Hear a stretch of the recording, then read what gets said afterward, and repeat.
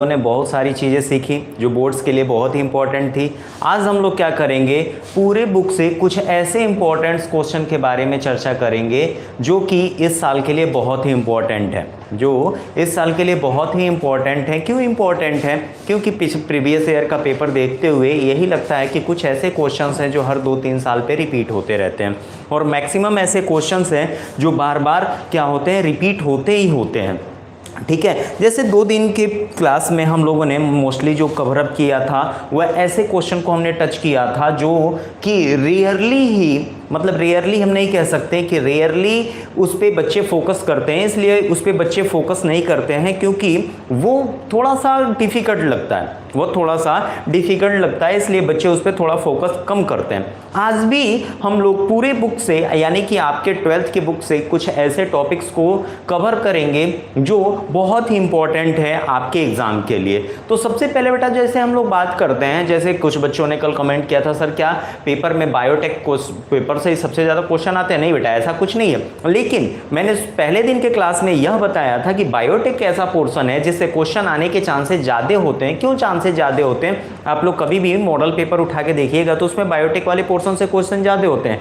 क्यों ज़्यादा होते हैं? क्योंकि यह एकदम नई चीज़ होती है। यह क्या होती है? एकदम नई चीज़ होती है, 12th में पहली बार इंक्लूड की गई होती है, इसीलिए बायोटेक पे मैंने ज़्यादा फोकस किया था। बाकी कुछ बच्चों ने कहा था कि सर जेनेटिक्स से कुछ क्वेश्चन बता दिए, इवोल्यूशन से कुछ क्वेश्चंस बता दीजिए। तो मैं आज हर एक चैप्टर से जो इंपॉर्टेंट क्वेश्चन होने के चांसेस हैं मैं उसके बारे में डिस्कस करूंगा। अभी फिलहाल हम लोग क्या करते हैं, कुछ ऐसे टॉपिक्स के बारे में डिस्कस करते हैं जो आपके बुक में भी है, आपके मॉडल पेपर में भी है और उसके आने के चांसेस भी ज़्यादा हैं। जैसे कि आपके बुक में या आपके मॉडल पेपर में एक टॉपिक होगा बेटा बीटी कॉटन। ठीक है, बीटी कॉटन, ठीक है बेटा, बीटी कॉटन। अब यह बीटी कॉटन क्या है बेटा? देखो बहुत ही अच्छी चीज होती है बीटी कॉटन, इसके बारे में अब हम लोग डिस्कस करते हैं कि यह बीटी कॉटन होती क्या है बेटा। बीटी कॉटन देखो यह क्या है, यह एक ट्रांसजेनिक प्लांट है। बीटी कॉटन क्या है बेटा? यह एक ट्रांसजेनिक प्लांट है। ट्रांसजेनिक प्लांट का मतलब होता है बेटा इसको डेवलप किया गया है। ट्रांसजेनिक यानी कि पारजीनी, हिंदी में कहते हैं पारजीनी। यह एक ऐसे पौधे होते हैं जिनको क्या किया गया बेटा? डेवलप किया गया है। ठीक है, अब इसका नाम होता क्या था कि शुरू में पंजाब और हरियाणा के क्षेत्रों में जब कॉटन की फसल तैयार होती थी, कपास की फसल तैयार होती थी, तो वहां पे कुछ ऐसे कीड़े होते थे जो क्या करते थे, वह खा जाते थे, उन पौधों को खा जाते थे। इस प्रॉब्लम को सॉर्ट आउट करने के लिए वैज्ञानिकों ने क्या किया, उस पौधे में क्या किया, बीटी यानी कि बीटी का पूरा नाम होता है बेटा बैसिलस, बीटी का नाम होता है बेटा बैसिलस, टी का मतलब होता है थुरिंजिएंसिस, बैसिलस थुरिंजिएंसिस क्या होती है? यह एक बैक्टीरिया होती है बेटा, सॉइल बॉर्न बैक्टीरिया, यानी कि मिट्टी में पाई जाने वाली एक बैक्टीरिया होती है जिसमें क्या होता है बेटा, एक टॉक्सिक प्रोटीन का सिक्रीशन होता है या एक टॉक्सिक प्रोटीन का फॉर्मेशन होता है। जो बीटी कॉटन होती है बेटा उसमें एक टॉक्सिक प्रोटीन का फॉर्मेशन होता है एक जीन की वजह से।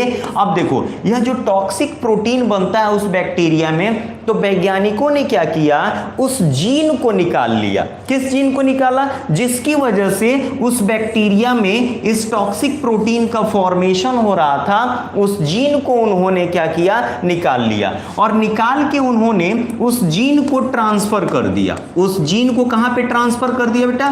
प्लांट के अंदर ट्रांसफर कर दिया। अब प्लांट के अंदर जब वह जीन ट्रांसफर हुआ तो कॉटन के प्लांट में क्या हुआ बेटा, उसी प्रोटीन का फॉर्मेशन होने लगा। उस कॉटन के प्लांट में वही प्रोटीन का फॉर्मेशन होने लगा जिसका नेचर क्या था, टॉक्सिक नेचर का। लेकिन देखो यहां पे क्या होता है, उसमें प्रोटीन का फॉर्मेशन तो होता था, उस प्लांट के अंदर प्रोटीन का फॉर्मेशन तो होता था, लेकिन वह क्या होता था, इनएक्टिव फॉर्म में होता था। वह निष्क्रिय अवस्था में होता था। प्रोटीन बनता था पौधे के अंदर, लेकिन वह क्या होता था, निष्क्रिय में होता था, वह निष्क्रिय होता था।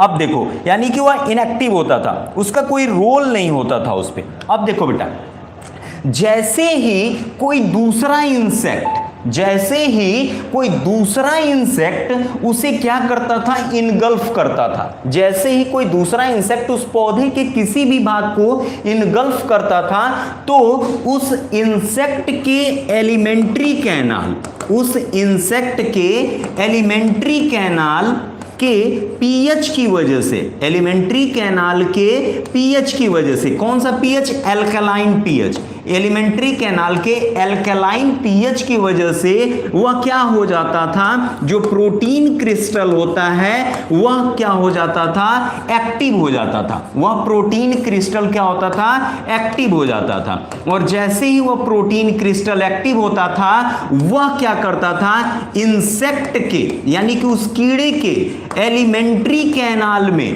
पोर कर देता। एलिमेंट्री कैनाल में क्या करता था बेटा, पोर बना देता था, यानी कि छोटे छोटे छिद्र बना देता था, छोटे छोटे छिद्र बना देता था। और जैसे ही वह क्या होता था, पोर बनता था उसके एलिमेंट्री कैनाल में, उसका जो एलिमेंट्री कैनाल है वह क्या हो जाता था, ब्रस्ट हो जाता था, फट जाता था। इन्फ्लेमेशन की वजह से वह फट जाता था और इंसेक्ट जो होता था वह क्या हो जाता था, डेड कर जाता था। इस तरह से बीटी कॉटन को डेवलप किया गया।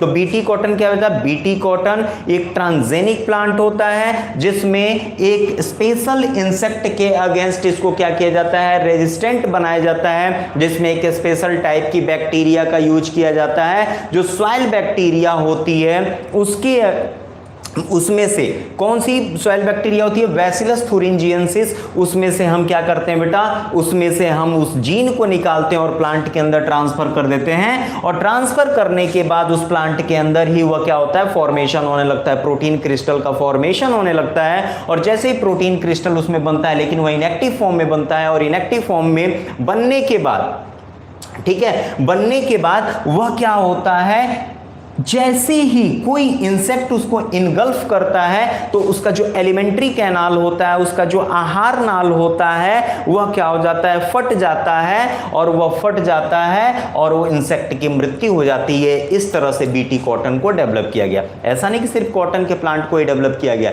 इसके अलावा BT brinjal, BT potato, BT ladies finger, इन सबको भी डेवलप किया गया है इसी टेक्नोलॉजी के बेस पे। और यह सब के सब क्या है, ट्रांसजेनिक है, ठीक है। अब देखो बेटा, अब हम नेक्स्ट टॉपिक की बात करते हैं। इसमें कई सारे बच्चों ने कल कहा था कि सर हमें वो वॉटसन एंड क्रिक मॉडल बता दीजिए। डीएनए का जो वॉटसन और क्रिक मॉडल है, Watson and Crick model, Watson and Crick model, Watson and Crick model, ठीक है बेटा। इसके बारे में थोड़ा सा डिस्कस कर लेते हैं। बहुत ही आसान टॉपिक है कि यह क्या होता है, वॉटसन और क्रिक मॉडल क्या होता है बेटा। वॉटसन और क्रिक नामक साइंटिस्ट ने क्या किया था, डीएनए के डबल हेलिकल स्ट्रक्चर के बारे में बताया था।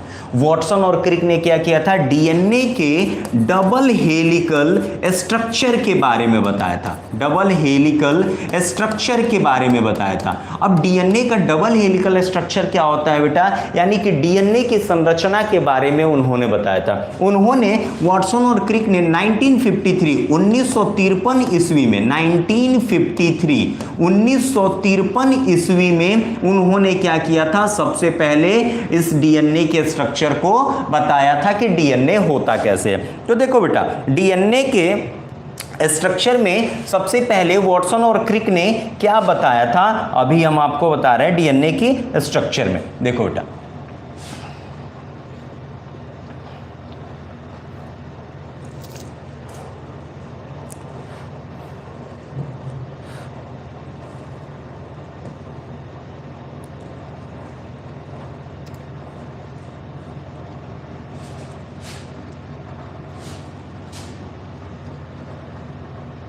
देखो बेटा, वॉटसन और क्रिक ने क्या बताया था, ये देखो बोर्ड पे आपके एक डीएनए का स्ट्रक्चर दिखाई दे रहा है, डबल हेलिकल स्ट्रक्चर दिखाई दे रहा है डीएनए का। डीएनए जो होता है बेटा, हमेशा इसका जो होता है वो क्या होता है, राइट हैंडेड होता है। डीएनए जो होता है बेटा क्या होता है, राइट हैंडेड होता है। उसकी जो क्वाइलिंग होती है वो क्या होती है, राइट के तरफ होती है। उसकी जो क्वाइलिंग होती है वह क्या होती है बेटा, राइट के तरफ होती है। और वॉटसन और क्रिक ने यह बताया था कि डीएनए के जो दोनों स्ट्रैंड होते हैं, डीएनए के जो दोनों स्ट्रैंड होते हैं वो राइट हैंडेड कर्व में उलझे हुए होते हैं। और देखो जो डीएनए होते हैं इसके बीच की यह जो बीच होती है, यह जो डिफरेंस होता है इनके बीच, यह जो डिस्टेंस होता है, इस डिस्टेंस को हम कहते हैं बेटा माइनर ग्रुव। इसको हम कहते हैं बेटा माइनर ग्रुव।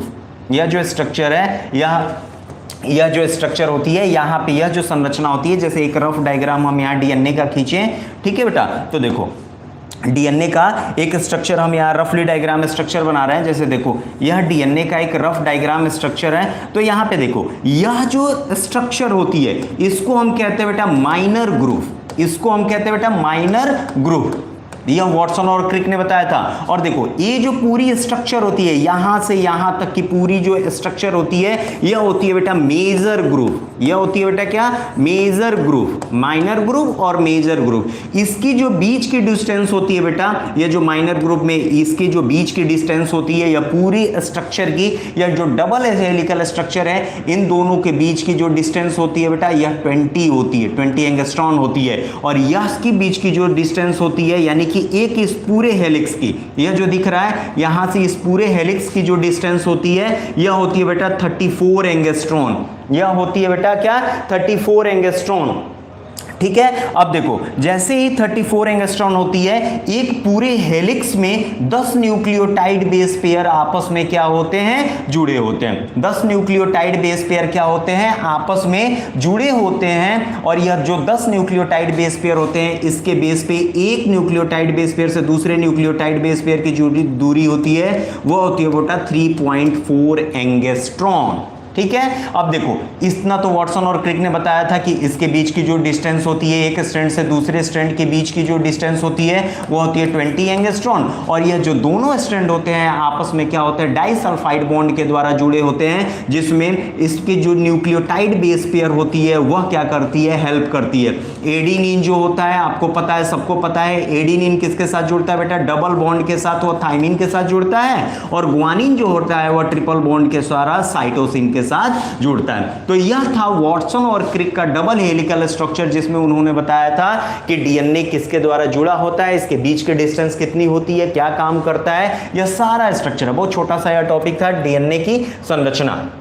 ठीक है। जिसको वॉटसन और क्रिक ने कब दिया था बेटा? 1953 में इसको सबसे पहले दिया था। ठीक है। यह हो गया बेटा वॉटसन और क्रिक संरचना।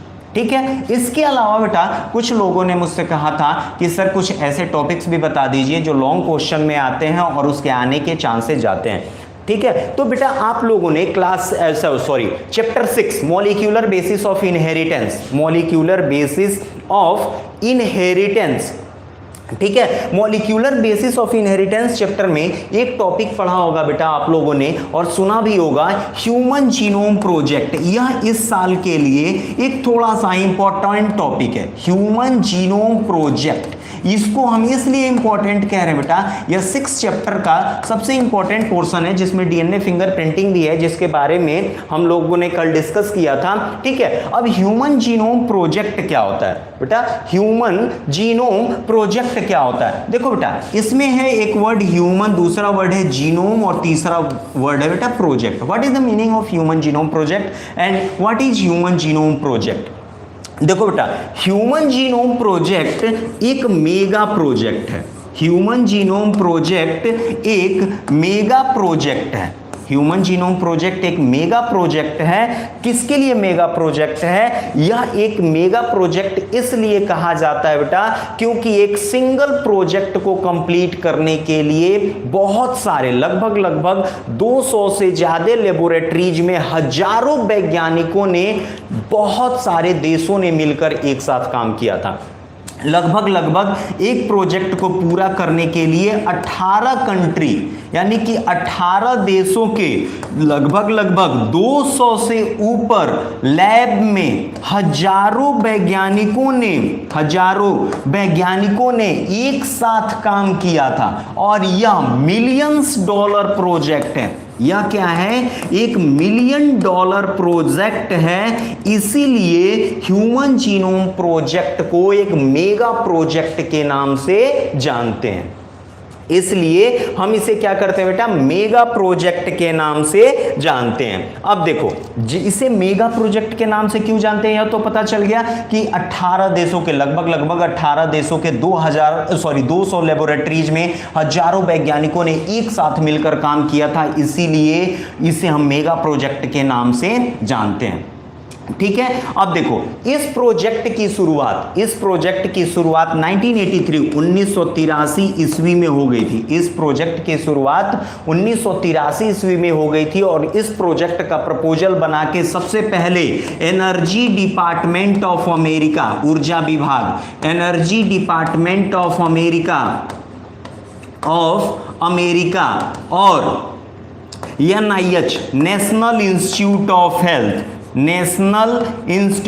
ऑफ हेल्थ, इसको सबसे पहले इसका प्रपोजल दिया गया था। इंस्टीट्यूट ऑफ हेल्थ को इसका प्रपोजल बना के दिया गया था और वहीं से ह्यूमन जीनोम प्रोजेक्ट की शुरुआत हुई थी। वहीं से इस प्रोजेक्ट की शुरुआत हुई थी। इस प्रोजेक्ट में होता क्या है बेटा, इस प्रोजेक्ट में इंसान के हर एक DNA की स्टडी की जाती है।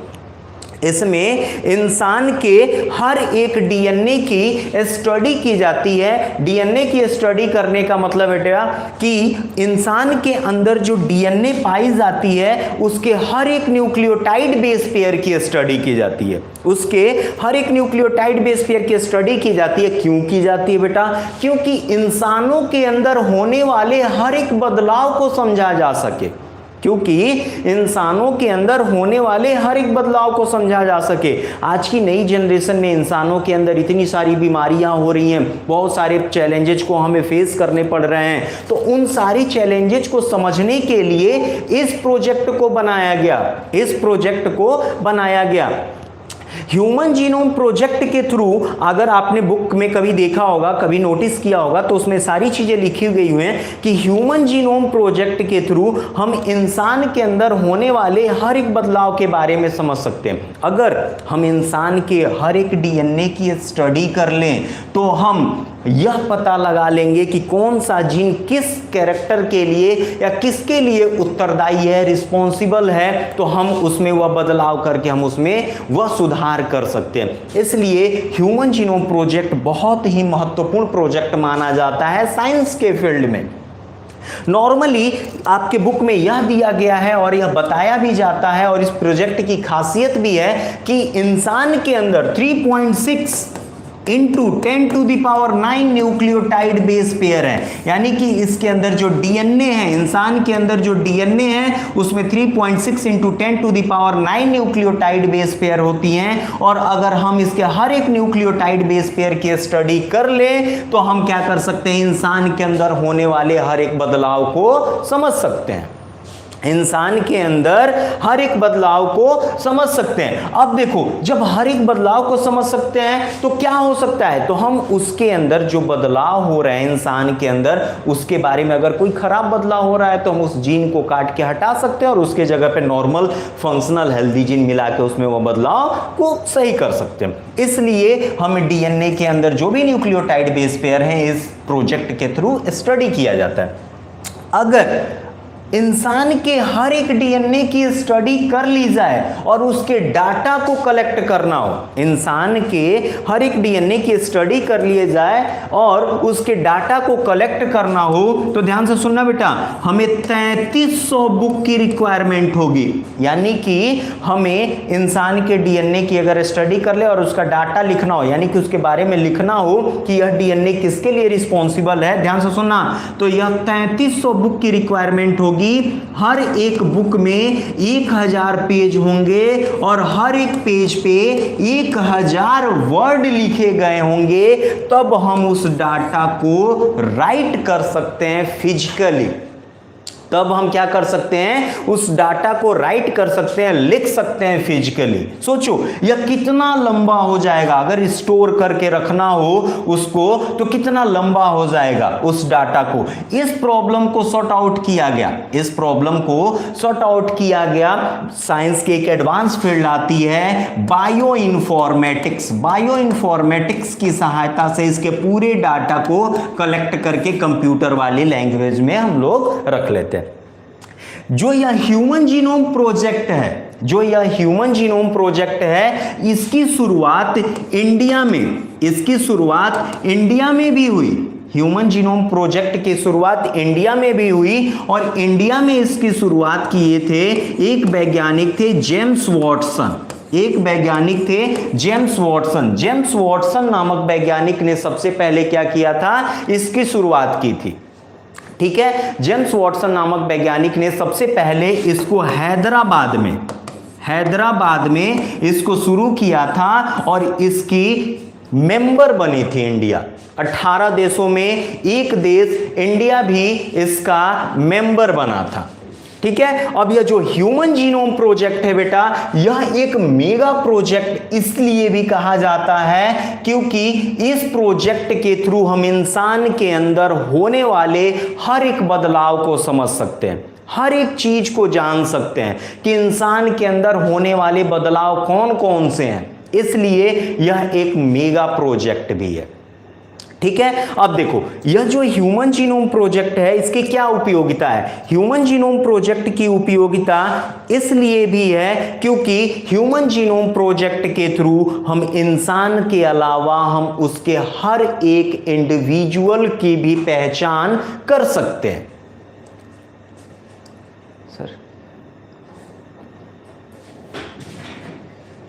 बोर्ड का कलर बदलना, बोर्ड का कलर व्हाइट कर लें।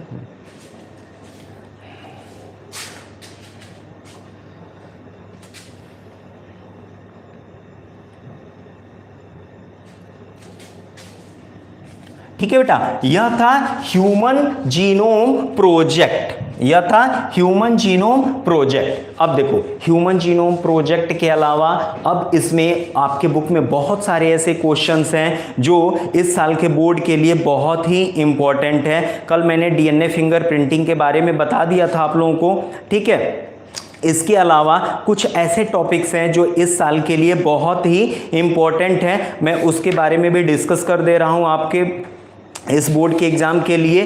ठीक है बेटा, अब देखो जैसे आपके इसी बुक में एक और टॉपिक है बेटा, आप लोगों ने वो पढ़ा होगा, प्रतिरक्षा तंत्र वाला टॉपिक पढ़ा होगा, ये इंग्लिश में कहते हैं इम्यूनोलॉजी वाला पोर्शन। उसमें एक क्वेश्चन है बेटा, ठीक है, कि प्रतिरक्षा तंत्र क्या होती है, यानी कि इम्यूनोलॉजी क्या होती है। उसमें हम आपको बता दे रहे हैं बेटा कि प्रतिरक्षा तंत्र में हमें कौन सी टॉपिक पढ़नी है। तो देखो बेटा, इम्यूनोलॉजी में जो सबसे इंपॉर्टेंट क्वेश्चन आता है वह आती है बेटा कि जो इन्नेट इम्यूनोलॉजी, अभी हम बता दे बेटा इम्यूनोलॉजी, ठीक है, यानी कि प्रतिरक्षा तंत्र। प्रतिरक्षा तंत्र में हमें दो चीजें पढ़नी है। तो व्हाट इज इम्यूनिटी, यानी कि प्रतिरक्षा किसे कहते हैं।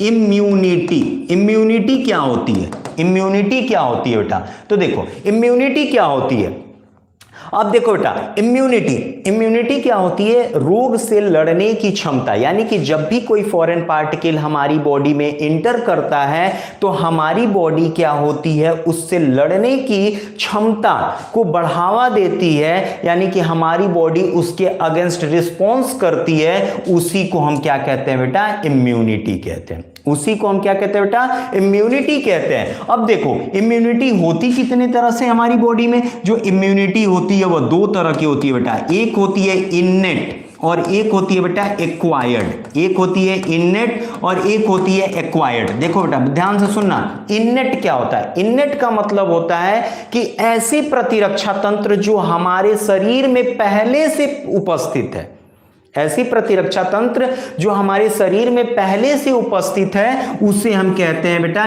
Innate immunity. जैसे इन्नेट में होता क्या, जैसे मान लो कोई बैक्टीरिया हमारी बॉडी में इंसर्ट कर रही है, तो उससे लड़ने के लिए हमको किस किस चीज की जरूरत होगी, या उसको लड़ने के लिए हमें कौन बताएगा।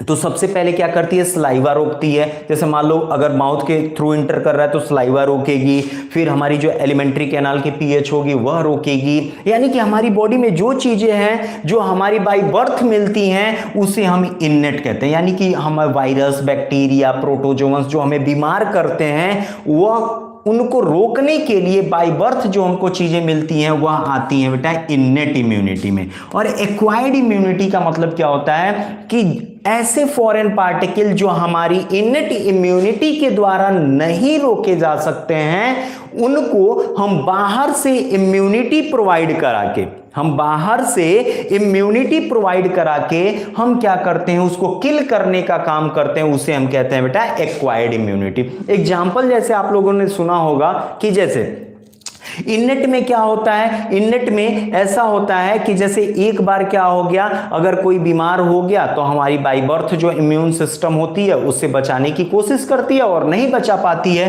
तो एक्वायर्ड क्या करती है, हम बाहर से देके उसको बचाने का काम करते हैं। तो इन दोनों में डिफरेंस होता है बेटा, इननेट और एक्वायर्ड में। यह बाय बर्थ मिलती है और इसको हम क्या करते हैं, बाहर से देते हैं। ठीक है, जैसे वैक्सीन वगैरह हो गया, सांप काट ले तो जो एंटीवेनम दिया जाता है वह एक्वायर्ड है। इननेट में क्या होता है, जब सर्दी खांसी होती है तो हमारी बॉडी खुद से रिस्पॉन्स कर से उससे बचाने का काम करती है, वह होती है बेटा इननेट एक्वायर्ड। इन दोनों में डिफरेंस यह है। अब बेटा इस टॉपिक से सबसे इंपॉर्टेंट चीज आती है बेटा एंटीबॉडी।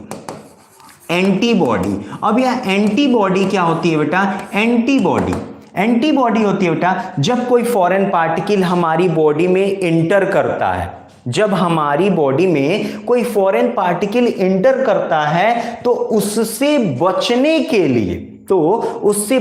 के लिए हमारी बॉडी क्या करती है, रिस्पॉन्स करती है। हमारी बॉडी क्या करेगी, रिस्पॉन्स करेगी, और रिस्पॉन्स क्या करेगी, एक प्रोटीनियस सब्सटेंस का सिक्रीशन करती है जिसे हम एंटीबॉडी के नाम से जानते हैं। जब भी कोई फॉरेन पार्टिकल यानी कि बैक्टीरिया वायरस हमारी बॉडी में इंटर करता है, तो जब हमारी बॉडी में इंटर करता है तो उससे बचने के लिए हमारी बॉडी क्या करती है, एक प्रोटीनियस सब्सटेंस बनाती है जिसे हम एंटीबॉडी कहते हैं, जो उस फॉरेन पार्टिकल से हमको बचाने का काम करती है। यह जो एंटीबॉडी होती है ना बेटा, हमारी बॉडी में जो एंटीबॉडी बनती है वह 5 तरह की बनती है। हमारी बॉडी में जो एंटीबॉडी बनती है वह 5 तरह की बनती है। एक ट्रिक बता रहे हैं याद करने का कि 5 तरह की एंटीबॉडी कौन सी होती है। एंटीबॉडी को हम एक और नाम से जानते हैं बेटा, आपको पता भी होगा, इम्यूनोग्लोब्यूलिन्स। ठीक है, एंटीबॉडी को हम इम्यूनोग्लोब्यूलिन्स के नाम से भी जानते हैं, इसीलिए इम्यूनोग्लोब्यूलिन्स को हम शॉर्ट फॉर्म में आईजी से लिखते हैं। आईजी का मतलब होता है बेटा इम्यूनोग्लोब्यूलिन्स। अब देखो, जो इम्यूनोग्लोब्यूलिन्स होती हैं या एंटीबॉडी होती है हमारी बॉडी में 5 तरह की बनती है बेटा। हमारी बॉडी में 5 तरह की बनती हैं, जैसे आईजीजी, आईजीए, आईजीएम, आईजीई। ठीक है बेटा, देखो जीए, ठीक है, आईजीई, और एक होता है बेटा आईजीडी। यह 5 तरह की इम्यूनोग्लोब्यूलिन हमारी बॉडी में बनती है, आईजीजी, आईजीए, आईजीएम, आईजीई, और एक होता है बेटा आईजीडी। इसको याद करने का सबसे आसान तरीका है बेटा, कभी नहीं भूलेगा, देखो कौन कौन सी इम्यूनोग्लोब्यूलिन्स या एंटीबॉडी हमारी बॉडी में बनती है, GAMED, गेम डी। यह कभी नहीं भूलेगा। हमारी बॉडी में क्या होता है, 5 तरह की एंटीबॉडी का फॉर्मेशन होता है, और वह 5 तरह की एंटीबॉडी कौन कौन सी होती है, आईजीजी, आईजीए, आईजीएम, आईजीई और आईजीडी। जिसे याद करने का सबसे आसान तरीका बता, गेम GAMED, गेम डी। यही 5 तरह की इम्यूनोग्लोब्यूलिन्स हमारी बॉडी में बनती है। ठीक है बेटा, अब देखो, अब बात करते हैं हम इसके स्ट्रक्चर की। तो इम्यूनोग्लोब्यूलिन्स जो होती है नॉर्मली, यह क्या होती है, वाई लाइक स्ट्रक्चर होती है। इम्यूनोग्लोब्यूलिन्स जो होती है बेटा, वह क्या होती है, वाई लाइक स्ट्रक्चर होती है, जिसमें 2 चेन होते हैं या 2 स्ट्रैंड होते हैं। एक हैवी चेन होती है, यह जो बड़ी वाली चेन दिख रही है वाई वाली, यह क्या होती है, हैवी चेन होती है, और यह जो होती है बेटा, यह क्या होती है, लाइट चेन होती है। और यह जो दोनों होती है ना, यह क्या होती है, सल्फाइड बॉन्ड के द्वारा आपस में क्या होती हैं, जुड़ी हुई होती हैं। और देखो, यह जो ऊपर वाला हिस्सा होता है, यहां पे एक प्रोटीनियस स्ट्रक्चर पाई जाती है, जो आपके बुक में नहीं दिया है, लेकिन हम यहां बता दे रहे हैं कि यहां पे एक प्रोटीनियस स्ट्रक्चर पाई जाती है, जिसे हम हिंज रीजन कहते हैं। हिंज रीजन या प्रोटीनियस स्ट्रक्चर है, यहां हिंज रीजन कहते हैं। यह जो होती है बेटा, यह नीचे वाला जो हिस्सा होता है, इसको हम कहते हैं बेटा फैब रीजन। जो नीचे वाला रीजन होता है, नाम है बेटा इसका, कुछ हिंदी नहीं होता, नीचे वाला जो हिस्सा होता है इसको हम कहते हैं बेटा फैब रीजन, और यह जो हिस्सा होता है बेटा इसको हम कहते हैं एप्सी रीजन, क्रिस्टलाइन फ्रेगमेंट। और इसी हिस्से से, यह जो ऊपर वाला हिस्सा होता है बेटा, इसी हिस्से से कोई भी फॉरेन पार्टिकल, कोई भी, ठीक है, कोई भी फॉरेन पार्टिकल आके क्या करता है, यहीं पे बाइंड करता है। जो एप्सी रीजन होता है यहीं पे फॉरेन पार्टिकल आके क्या करता है, बाइंड करता है। जैसे कोई भी बैक्टीरिया, वायरस आएगा, वो आएगा तो यहीं पे क्या होगा, यहीं पे आके वह क्या करेगा, बाइंड करेगा। यह स्ट्रक्चर होता है इसका। जब इसका डिटेल स्टडी करते हैं एंटीबॉडी का, तो हम यह देखते हैं कि ये जो पांचों तरह की जो एंटीबॉडी होती है उसका अपना अपना रोल होता है, उसके अपने अपने फंक्शंस होते हैं। ठीक है बेटा, अब उसके बारे में हमें नहीं जानना है, यहाँ पे हमें बस इसके स्ट्रक्चर के बारे में जानना है कि कौन कौन सा स्ट्रक्चर होता है, क्या क्या पाई जाती है। तो एक चीज हमेशा याद रखना बेटा कि यह जो दो चेन होती है, वाई लाइक स्ट्रक्चर होती है। मैं एक फिगर भी दिखा दे रहा हूं आप लोगों को इसमें कि इसका जो एग्जैक्ट स्ट्रक्चर कैसा होता है।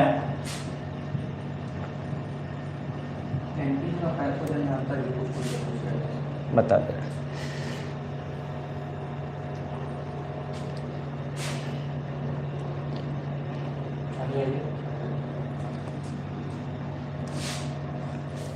ठीक है बेटा, ये देखो यह एंटीबॉडी का डिटेल स्ट्रक्चर है। देखो यहां पे मैंने अभी बताया ना कि यह जो रीजन होता है बेटा, यह होता है क्या, यह रीजन होता है फैब रीजन। यह जो नीचे वाला हिस्सा होता है यह होता है फैब रीजन, और यह जो ऊपर वाला रीजन होता है इसको हम कहते हैं क्या, एप्सी रीजन। एप्सी रीजन, इसी से देखो एंटीजन बाइंडिंग साइट, यानी कि जहां भी फॉरेन पार्टिकल आती है वहां यहीं पे आके अटैच होती है। देखो एंटीजन, यह क्या है, एंटीजन है, फॉरेन पार्टिकल है, यह यहां पे आ रही है और यहां पे क्या हो रही है, बाइंड कर रही है। अभी मैंने बताया कि यह जो दोनों चेन होती है, देखो यह लाइट चेन है बेटा, और यह क्या चेन है बेटा, हैवी चेन। ये जो अंदर वाली होती है वो क्या होती है, हैवी चेन होती है। दोनों देखो डाइसल्फाइड बॉन्ड के द्वारा जुड़ी हुई है। यहां पे यह जो प्रोटीनियस स्ट्रक्चर पाई जा रही है, यहां पे हिंज रीजन लिखा हुआ है। अभी मैंने थोड़ी देर पहले बताया कि यहां पे हिंज रीजन पाई जाती है जिसका नेचर क्या होता है, प्रोटीनियस नेचर होता है। ठीक है बेटा, अब देखो ये हैवी चेन है और इसके बीच में कार्बोहाइड्रेट होती हैं जो इसको सपोर्ट करने का काम करती हैं, जो इसको क्या करती हैं, सपोर्ट करने का काम करती हैं। अब देखो यह जो नीचे होती है डाइसल्फाइड बॉन्ड, यह क्या करती है, बीच में इन दोनों स्ट्रैंड को एक साथ रोक के रखने का काम करती है। इन दोनों स्ट्रैंड को एक साथ रोक के रखने का काम करती है। इस स्ट्रक्चर को, इतना ये थोड़ा सा कॉम्प्लेक्स स्ट्रक्चर है, इतना आपको पैनिक होने की जरूरत नहीं है। आप इसको सिंपल से, एक बहुत ही सिंपल तरीके से भी आप इसको क्या कर सकते हो, बना सकते हो। आप इसे क्या करो, एक रफली वाई लाइक स्ट्रक्चर बनाओ। ये हैवी चेन हो गया, इसके बगल में क्या हो गया, लाइट चेन हो गया, और लाइट चेन के अलावा इस पे क्या हो गया, हिंज रीजन हो गया। बस इसको नॉमिनेट कर दो और फिर ऐसे इसको बना के आप लोग इसको नोट डाउन कर सकते हो। यह बहुत ही इंपॉर्टेंट टॉपिक था हिंज रीजन वाला। हिंज रीजन हमेशा याद रखना, एंटीबॉडी और एंटीजन। देखो दोनों में डिफरेंस क्या होता है बेटा, एंटीबॉडी और एंटीजन में डिफरेंस क्या होता है। एंटीबॉडी जो होती है बेटा, जब एंटीजन हमारी बॉडी में प्रेजेंट होते हैं, यानी कि इंटर करते हैं, एंटीजन मतलब फॉरेन पार्टिकल, यानी कि बैक्टीरिया, वायरस, यानी कि जो भी बीमार करने वाली जो चीजें होती हैं जो हमारी बॉडी में इंसर्ट होती हैं, उसको हम एंटीजन कहते हैं। उसको हम क्या कहते हैं बेटा, एंटीजन कहते हैं। और उस एंटीजन से लड़ने के लिए हमारी बॉडी जो प्रोटीनियस सब्सटेंस बनाती है उसको हम क्या कहते हैं बेटा, एंटीबॉडी कहते हैं। यह डिफरेंस होता है एंटीजन और एंटीबॉडी में। ठीक है, इसमें कोई कंफ्यूजन नहीं ना। अब देखो इसी बोर्ड के एग्जाम के लिए एक और भी बहुत इंपॉर्टेंट सा क्वेश्चन है। ठीक है, और एक बहुत इंपॉर्टेंट क्वेश्चन है, आपके बुक में भी दिया है, आप लोगों ने नोटिस भी किया होगा, देखा भी होगा बेटा। एक टॉपिक है इसमें बायो रिएक्टर, इसको केमिस्ट्री में भी पढ़ाया जाता है बेटा, बायो रिएक्टर। अभी बता रहे बेटा, कुछ लोग पूछ रहे हैं हर्शी एंड चेज मॉडल, अभी हम तुरंत बता दे रहे हैं। बायो रिएक्टर, या इसको हम एक और नाम से जानते हैं बेटा, फर्मेंटर। बायोरिएक्टर और फर्मेंटर, यह क्या होती है बेटा?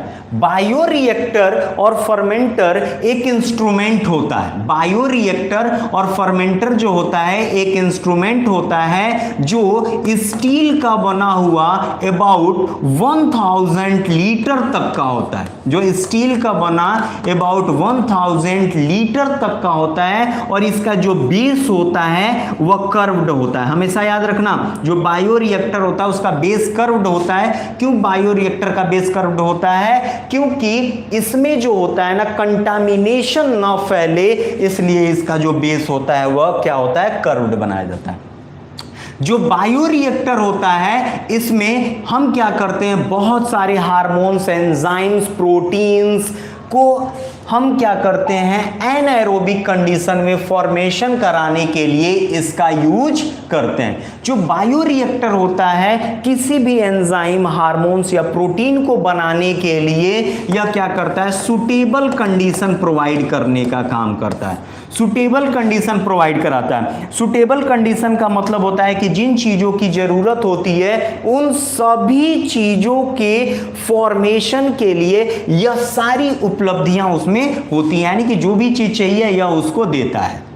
ठीक है, जैसे मान लो कौन कौन सी ऐसी चीजें हैं जो जरूरी होती हैं, जैसे मान लो एंजाइम बनाना हो या हार्मोन बनाना हो, तो कौन कौन सी चीजें हैं जो जरूरी होती हैं? सबसे पहले बेटा टेम्परेचर, यानी कि वो टेम्परेचर भी कंट्रोल करता है। दूसरा पीएच, यह पीएच को भी कंट्रोल करता है। तीसरा यह न्यूट्रिशन, न्यूट्रिशन को भी यह क्या करता है, कंट्रोल करता है या इंडिकेशन देने का काम करता है। ठीक है बेटा, टेम्परेचर हो गया, पीएच हो गया, न्यूट्रिशन हो गया। इसके अलावा यह क्या होता है, पूरी तरह से कंटामिनेशन फ्री होता है। यह पूरी तरह से कंटामिनेशन फ्री होता है, यानी कि इसमें कोई भी कंटामिनेशन नहीं होता। इसके अलावा इसके ऊपर क्या होता है, जैकेट का लेयर होता है जो बाहरी टेम्परेचर से इसको मेंटेन करने का या टेम्परेचर इंक्रीज होने से बचाने का काम करता है। नॉर्मली जो बायोरिएक्टर होता है वह स्टील का ही बना होता है। अभी मैंने बताया इसकी वजह से यह जब रोटेट करती है तो उसमें हीटिंग कैपेसिटी ज्यादा हो जाती है, इस वजह से यह जैकेट का जो लेयर होता है उसको कूल करने का काम करता है।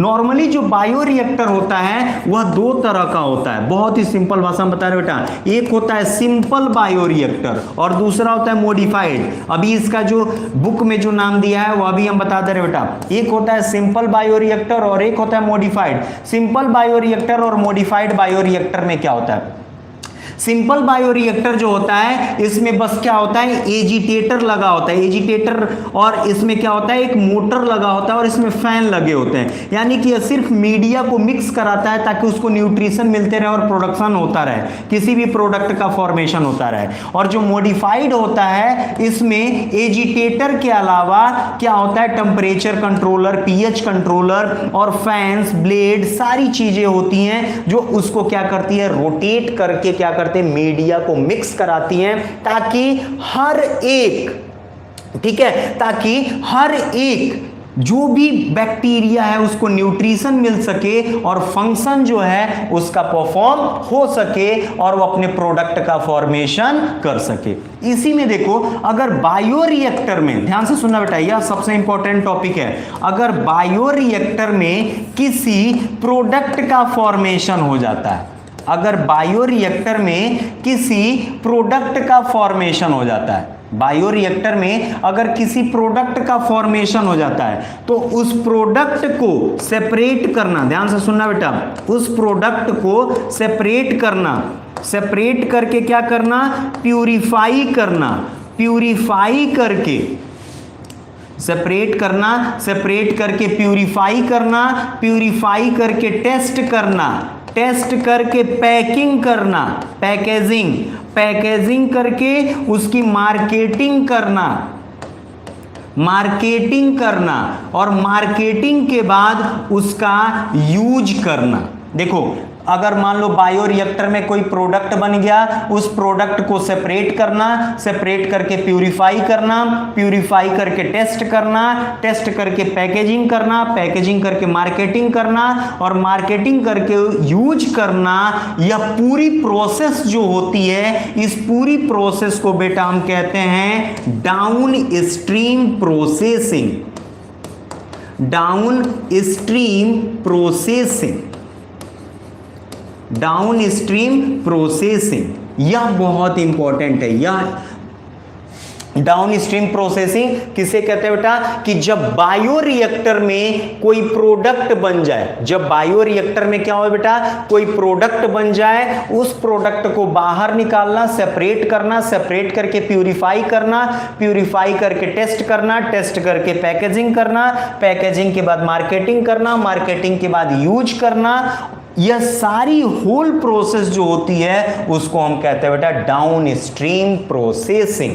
ठीक है बेटा, उसको हम कहते हैं बेटा डाउन स्ट्रीम प्रोसेसिंग। यह एक बहुत ही इंपॉर्टेंट टॉपिक था, इसको हम लोगों ने कवर कर लिया। इसके अलावा कुछ बच्चे हमसे पूछ रहे हैं हर्शी एंड चेज मॉडल। ठीक है बेटा, Hershey and chase model, Hershey and chase model यह क्या होता है, इसको हम फिगर से बता दे रहे हैं बेटा, बहुत ही आसान है। हर्शी एंड चेज मॉडल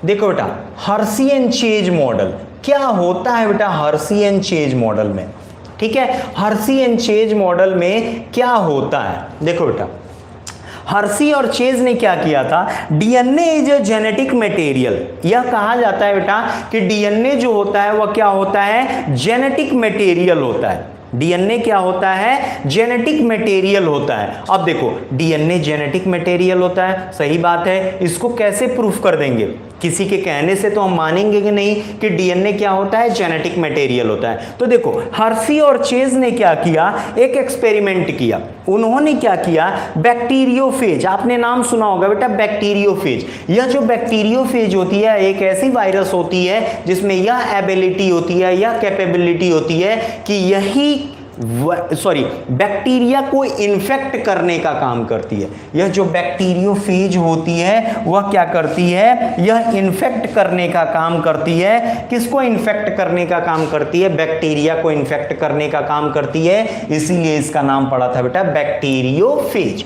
होता क्या है बेटा इसमें, इस एक्सपेरिमेंट में हर्शी और चेज ने क्या किया था, हर्शी और चेज ने सबसे पहले दो बैक्टीरियोफेज को लिया था और उनको रेडियो एक्टिव किया था। एक को रेडियो एक्टिव किया था बेटा सल्फर से, एक को रेडियो एक्टिव किया था सल्फर से और एक को रेडियो एक्टिव किया था बेटा फास्फोरस से। एक को किया था सल्फर से और एक को किया था किससे बेटा, फास्फोरस से। अब देखो, जो सल्फर लेबल्ड प्रोटीन है, जो सल्फर लेबल्ड प्रोटीन है यानी कि जो सल्फर वाली है, उसके कोट को उन्होंने रेडियो एक्टिव किया था। यह जो कोट है उसको उन्होंने क्या किया था, रेडियो एक्टिव किया था, कोट को रेडियो एक्टिव किया था। और इसमें उन्होंने जो फास्फोरस है इसमें इसके जेनेटिक मटेरियल को रेडियो एक्टिव किया था। और इन दोनों को उन्होंने क्या किया था, इन दोनों को बैक्टीरिया के ऊपर इन्फेक्ट कराया था। इन दोनों को उन्होंने क्या किया था, बैक्टीरिया के ऊपर इन्फेक्ट कराया था। जब देखो यहां पे बैक्टीरिया के ऊपर यह बैक्टीरियोफेज आके इन्फेक्ट कर रहा है, यानी कि इसकी सेल से अटैच हो रहा है। यह क्या है बेटा, यह है बैक्टीरिया, हिंदी में कहते हैं जीवाणु। इस बैक्टीरिया के ऊपर आके क्या होता है, अटैच होता है। और बैक्टीरिया के ऊपर अटैच होने के बाद यह क्या करता है, इसकी वॉल को गला देता है। देखो यहां पे जेनेटिक मटेरियल है, इसमें जेनेटिक मटेरियल नहीं है, तो यह क्या करता है, इसके वॉल को गलाता है और अपने जेनेटिक मटेरियल को इसके अंदर ट्रांसफर कर देता है। और जैसे ही जेनेटिक मटेरियल इसके अंदर ट्रांसफर होता है, इसका जो आउटर कोट होता है वह क्या होता है, वहां से रिलीज हो जाता है। जो आउटर कोट होता है वह वहां से रिलीज हो जाता है और इसका जेनेटिक मटेरियल अंदर आ जाता है। जब इसके जेनेटिक मटेरियल को सेंट्रीफ्यूगेशन के बाद, मैंने बताया था सेंट्रीफ्यूगेशन क्या होती है बेटा, सेंट्रीफ्यूगेशन एक ऐसी प्रोसेस होती है जिसमें बायोमोलिक्यूल्स को सेपरेट करते हैं on the basis of their shape, size, charge and weight. Most important weight के बेस पे सेपरेट करने का काम करते हैं।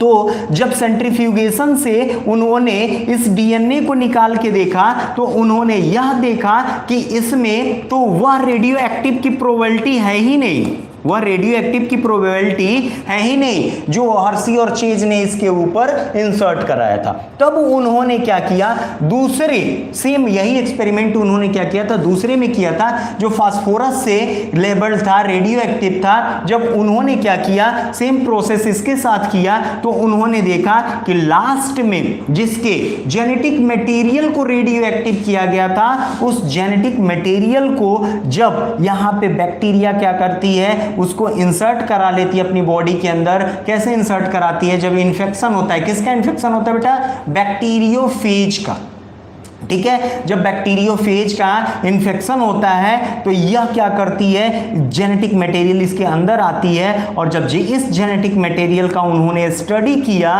तो उन्होंने देखा कि इसके अंदर रेडियो एक्टिव की प्रोबेबिलिटी होती है। इस तरह से उन्होंने यह प्रूफ कर दिया कि जो डीएनए होता है वह क्या होता है, जेनेटिक मटेरियल होता है। DNA is a genetic material, यानी कि डीएनए क्या है, एक आनुवांशिक पदार्थ होता है। उन्होंने इस तरह से उसको प्रूफ कर दिया। यह फिगर आपके बोर्ड के एग्जाम के लिए भी बहुत ही इंपॉर्टेंट है, जिसे आप लोग देख सकते हैं। यह आपके बुक में भी दिया हुआ है, आप आसानी से इसे कर सकते हो, देख सकते हो। इसमें बहुत ज़्यादा टफ नहीं है, बस क्या है, इस बैक्टीरिया को याद रखो, इस बैक्टीरियोफेज को याद रखो, कैसे इसको क्या करना है, इन्फेक्ट कराना है और कैसे इसके बीच इन्फेक्शन फैलती है और किसमें वह इन्फेक्ट करता है, किसमें इन्फेक्ट नहीं करता है। बस एक चीज याद रखना, जो यह सल्फर वाला होगा वह इन्फेक्ट नहीं करता है और यह जो फास्फोरस वाला होता है वह क्या करता है, इन्फेक्ट करता है। रीजन अगर कोई तुमसे पूछे तो यह बता देना कि यह जो न्यूक्लियोटाइड बेस पेयर यानी कि जो डीएनए होता है उसके अंदर फास्फोरस होता है, इसीलिए वह क्या होता है, रेडियो एक्टिव हो जाता है। यह था बेटा Hershey and chase model.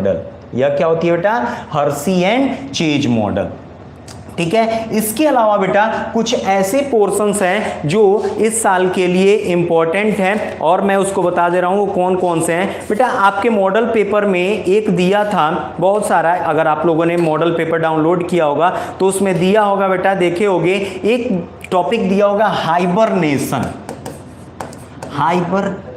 Hibernation, ठीक है, हाइबरनेशन,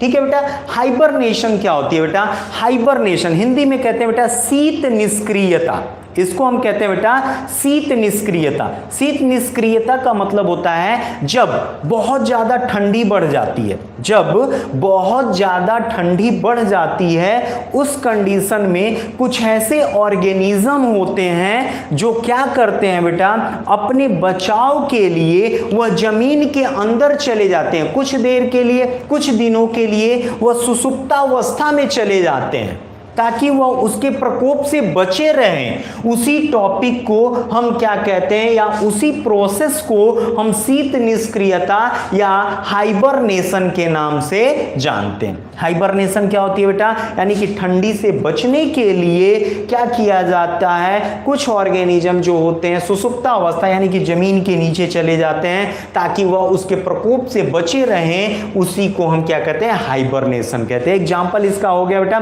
जैसे मेढक हो गया, या बड़े जानवरों की बात करें तो भालू वगैरह होते हैं जो ठंडी के दिनों में जमीन के अंदर तो नहीं जाते लेकिन गुफा वगैरह में जाके वो क्या होते हैं, छुप जाते हैं ताकि ठंडी से बच सके। वैसी होती है बेटा एक और चीज होती है एस्टिवेशन। हाइबरनेशन के साथ एक और क्वेश्चन पूछा जाता है बेटा, एस्टिवेशन, ग्रीष्म निष्क्रियता, इसको हिंदी में कहते हैं बेटा ग्रीष्म निष्क्रियता। ग्रीष्म निष्क्रियता क्या होती है बेटा, यह एक ऐसी सिचुएशन होती है जब बहुत ज्यादा गर्मी पड़ती है, जब बहुत ज्यादा गर्मी पड़ती है उस कंडीशन में कुछ ऑर्गेनिज्म, कुछ जानवर जो होते हैं वह क्या करते हैं, वह गर्मी से बचने के लिए वह सुषुप्तावस्था में चले जाते हैं, वह भी खुद के बचाव के लिए ऐसे कंडीशन में चले जाते हैं जहां पे वह बचे रहें। जैसे देखे होंगे तालाब वगैरह में क्या होता है, जब पानी सूख जाता है तो मछलियां जो होती हैं वह मिट्टी के अंदर चली जाती हैं। जो मछलियां होती हैं वह क्या होती हैं, मिट्टी के अंदर चली जाती हैं, जिससे वह क्या हो, उस गर्मी से बची रहें। तो मेढक हो गया, मछली हो गया, इसके एग्जाम्पल हो गए। तो आई होप सो ये टॉपिक भी आप लोगों का क्लियर हो गया होगा। हाइबरनेशन और एस्टिवेशन। हाइबरनेशन क्या होता है बेटा? हाइबरनेशन होता है जिसमें जब बहुत ज्यादा ठंडी पड़ती है तो वो जानवर खुद के बचाव के लिए सुसुप्तावस्था में चले जाते हैं, और एस्टिवेशन में क्या होता है, जब बहुत ज्यादा गर्मी पड़ती है तो खुद के बचाव के लिए वो क्या होते हैं, सुसुप्तावस्था में चले जाते हैं। ठीक है बेटा। अब देखो, जैसे कि हर एक चैप्टर से मैंने बताया था कि हर एक चैप्टर से मैं कुछ क्वेश्चन बता दे रहा हूं, तो इसके अलावा और भी बहुत सारे क्वेश्चंस हैं जो इस साल के लिए बोर्ड के लिए इंपॉर्टेंट है। जैसे अगर हम बात करें लॉन्ग क्वेश्चन की, तो लॉन्ग क्वेश्चन में ऐसे बहुत सारे क्वेश्चंस बनते हैं आपके बोर्ड्स के एग्जाम के लिए जो बहुत ही इंपॉर्टेंट होंगे, और क्या होंगे, जो एक क्या करेंगे आपके बोर्ड के लिए इंपॉर्टेंट तो होने के अलावा, इसके अलावा अगर आप कोई प्रिपरेशन करते हो, मेडिकल वगैरह की प्रिपरेशन भी करते हो, तो उसमें बहुत सारी चीजें आप लोगों को मिल जाएंगी। ठीक है बेटा। अब मैं कुछ ऐसे टॉपिक्स के बारे में बता दे रहा हूं जो आपके लिए अभी भी इंपॉर्टेंट है, बोर्ड के लिए भी इंपॉर्टेंट है, और किसके लिए इंपॉर्टेंट है, मेडिकल के एग्जाम के लिए भी इंपॉर्टेंट है। एक बेटा आप लोगों ने टॉपिक सुना होगा न्यूक्लियोसोम मॉडल। न्यूक्लियोसोम मॉडल यानी कि इसको एक और नाम से जानते हैं बेटा, डीएनए पैकेजिंग। DNA packaging.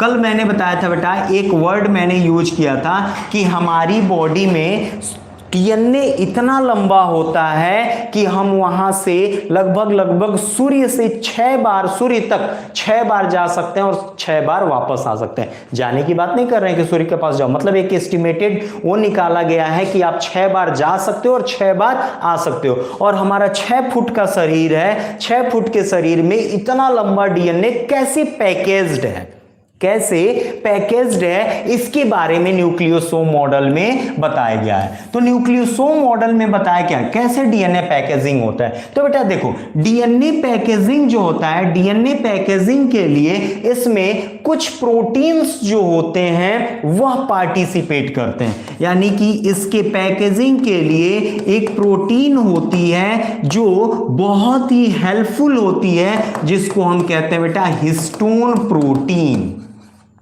इसको हम कहते हैं बेटा क्या, हिस्टोन प्रोटीन।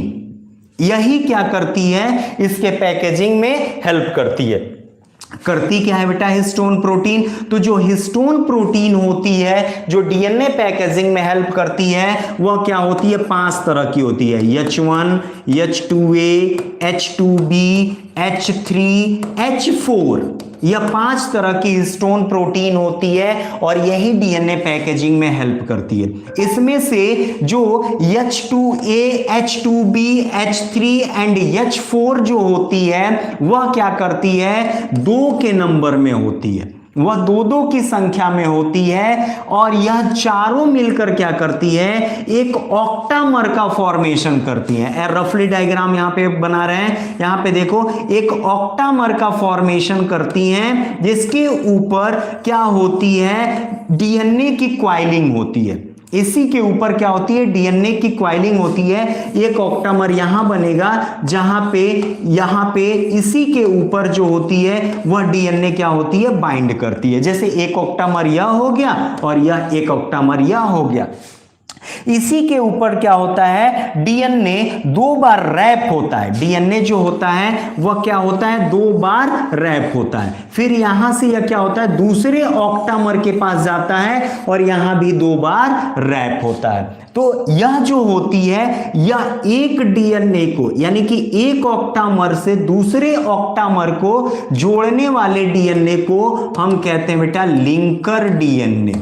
इसको हम कहते हैं लिंकर डीएनए। और इसी लिंकर डीएनए के ऊपर हमारा जो एक प्रोटीन बचा होता है H1 प्रोटीन पाई जाती है, जो कई बार एग्जाम में पूछा हुआ है 1 नंबर में कि लिंकर डीएनए के ऊपर कौन सी प्रोटीन पाई जाती है बेटा, तो लिंकर डीएनए के ऊपर क्या होती है, H1 प्रोटीन पाई जाती है। और ऑक्टामर का फॉर्मेशन कौन करता है बेटा, तो ऑक्टामर का फॉर्मेशन जो होता है H2A, H2B, H3 and H4 करते हैं। ठीक है, इसका हम डिटेल स्ट्रक्चर न्यूक्लियोसोम मॉडल का हम आप लोगों को दिखा दे रहे हैं कि न्यूक्लियोसोम मॉडल होती कैसी है। न्यूक्लियोसोम मॉडल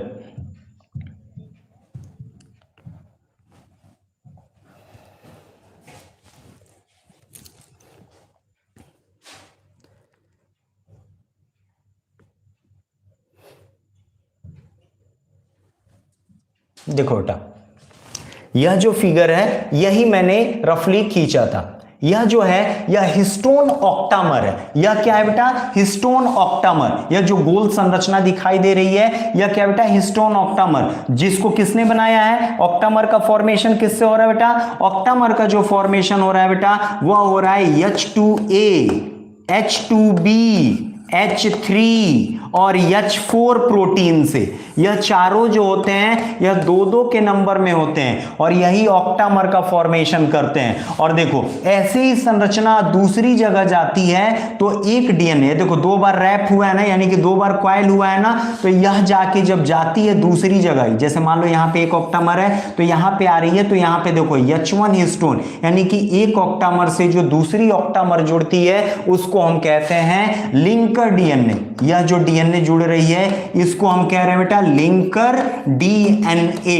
और इसी लिंकर डीएनए के ऊपर यह प्रेजेंट है H1 प्रोटीन। इसी के बारे में अभी एक और डिटेल स्ट्रक्चर हम दिखा दे रहे हैं कि यह जो होती है यह कैसे वर्क करती है। जो पूरी हिस्टोन प्रोटीन है या डीएनए की जो पैकेजिंग है वह होती कैसे है। देखो बेटा, इस फिगर को आपके बुक में भी है और इसको याद भी कर लेना आप लोग कि हमारी बॉडी में जो डीएनए होता है कितना हाईली क्वाइल्ड फॉर्म में होता है। यह देखो बेटा, आप लोगों ने क्रोमोसोम नाम सुना होगा, या नीचे देखो यहाँ पे क्रोमोसोम बना हुआ है, यहाँ पे बेटा क्रोमोसोम बना हुआ है। यह जो क्रोमोसोम है इसमें से बस इतना सा हिस्सा, यहां पे यह देखो एक छोटा सा हिस्सा यहां से लिया गया है और जब उसकी क्वाइलिंग खुलती है तो देखो यह 700 नैनोमीटर की होती है, जिसको हम कहते हैं बेटा कंडेंस्ड सेक्शन ऑफ क्रोमोसोम। क्या होती है बेटा, कंडेंस सेक्शन ऑफ क्रोमोसोम। और ये देखो कितना उलझा हुआ है, इसमें से एक छोटे से हिस्से को जब हम लोग खोलते हैं तो यह देखो यहाँ पे इतनी रैपिंग है जो 300 नैनोमीटर की है, इसको हम कहते हैं section of chromosome in and condense form.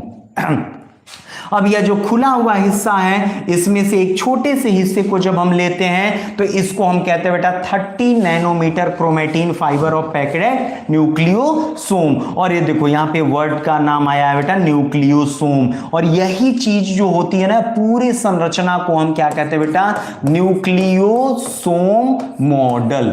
Nucleosome model. Nucleosome model क्या होती है बेटा, न्यूक्लियोसोम मॉडल एक ऐसी मॉडल होती है जिसमें डीएनए के पैकेजिंग सिस्टम को पढ़ाया जाता है, बताया जाता है कि कैसे इतना लंबा डीएनए जो है हमारी बॉडी में इंसर्ट है, कैसे सेल्स के अंदर वह पैकेज फॉर्म में है और कैसे वह फंक्शन परफॉर्म करता है। इसी को हम क्या कहते हैं बेटा, डीएनए पैकेजिंग के नाम से जानते हैं। लगभग हम लोगों ने बहुत सारे क्वेश्चंस इस सेशन में कंप्लीट किए हैं। अगर कुछ क्वेश्चंस अगर बच जाते हैं किसी टॉपिक से तो हम क्या करेंगे, उसको नेक्स्ट सेशन में कोशिश करेंगे कि कल हम उसके बारे में बता देंगे। वैसे मैंने जहां तक कोशिश किया बहुत सारे क्वेश्चंस को मैंने कवर अप कर लिया है, 1-2 टॉपिक बचे हुए हैं। मैं पूरी कोशिश करूंगा कि आपके एग्जाम से पहले उस टॉपिक्स को क्या करें, कवर करा दें।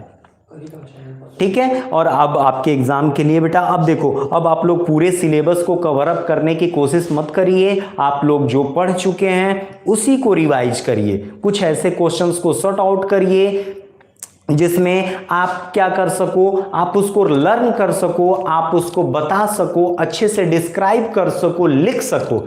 कल मैं कोशिश करता हूं कि आप लोगों के लिए कुछ इंपॉर्टेंट क्वेश्चन बता दूं जो एग्जाम के व्यू से बहुत ही आपके लिए बेनिफिट होंगे और उसको आप अच्छे से लर्न कर लीजिएगा। लर्न करने का मतलब आप अच्छे से रिवाइज करके बहुत अच्छे से जाके एग्जाम दीजिएगा। आई होप सो आप लोग बहुत मेहनत किए हैं पूरे साल, और आपकी एक दिन की जो 2 दिन की मेहनत नहीं है, आपके पूरे साल की मेहनत आपने जो किया है वो बहुत अच्छा करके जाएंगे। Best of luck for your exam. मिलते हैं नेक्स्ट सेशन में।